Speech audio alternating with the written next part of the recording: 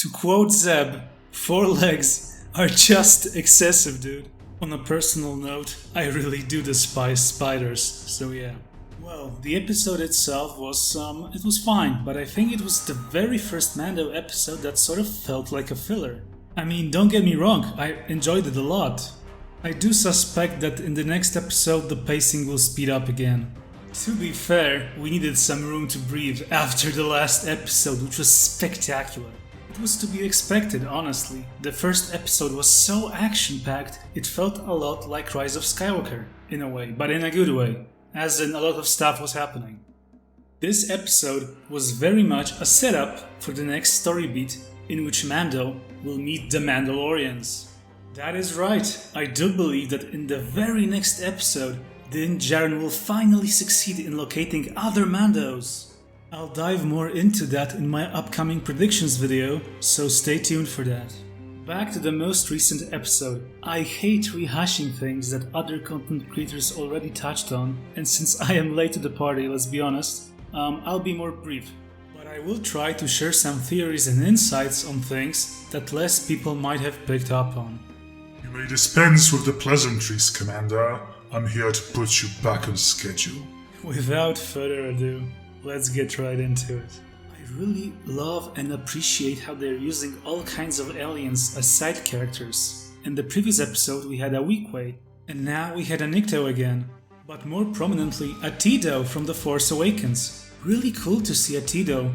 I do believe this species is native to Jakku and rarely ventured off-world. Honestly, I felt slightly bad for the Teedo we saw, but the moment he pulled a knife on Baby Yoda, hey, I knew he was dead. You just don't do that, dude. I believe the ant-like race does not have a name yet in canon, but they will surely reference it at some point if the story calls for it. I suppose it could be a Killik, but I don't think it is confirmed.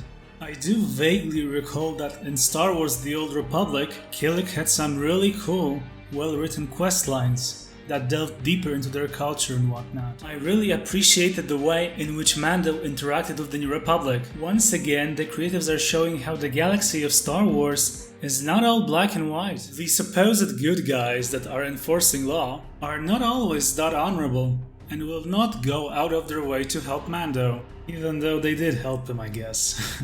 But I think you get my point, and I really appreciate when they explore such things in Star Wars. Can I just say how cool it is that Dave Filoni got even more screen time this time around? In my headcanon, his character Trapple Wolf donned an insignia of a wolf to honor Plo Koon's Wolfpack squad. Perhaps the clones saved Trapper Wolf when he was a young boy, much like Death Watch saved Din Djarin. I do wonder how the New Republic pilots knew about Davan. Davan was the guy played by Matt Lanter in episode 1. Perhaps he somehow survived the ordeal, or there was a recording that the New Republic intelligence was able to retrieve later on. I'd also like to point out that all my Ilum theories were wrong. If I'm being honest, I am somewhat disappointed by this. But hey, it is what it is. I thought Ilum was a good opportunity to introduce some character development for the child. Here's hoping the child will still get to do something meaningful that sets it on its hero's journey. I am well aware that this series is about the Mandalorian, as the name suggests, the Mandalorian, rather than the child, and I prefer it that way.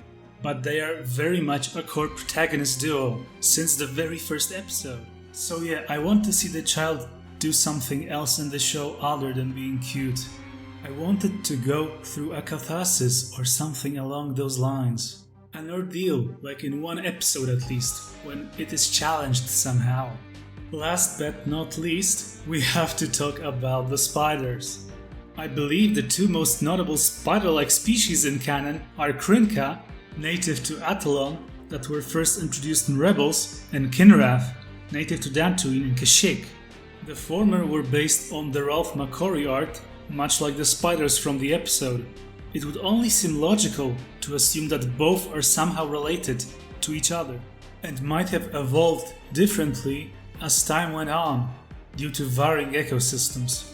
The latter, Kinrath, were introduced for the first time in Knights of the Old Republic game, when the player explores the caves of Dantooine in order to obtain a Kyber crystal. And yes, Kyber crystals can also be found on Dantooine, not just Ilum, at least in legends. Actually, I do believe that according to canon, Kyber crystals can be found on numerous worlds, for example Jeddah or Lothal. Oh right, I almost forgot my absolute favorite Easter egg of the entire episode, the Trask planet.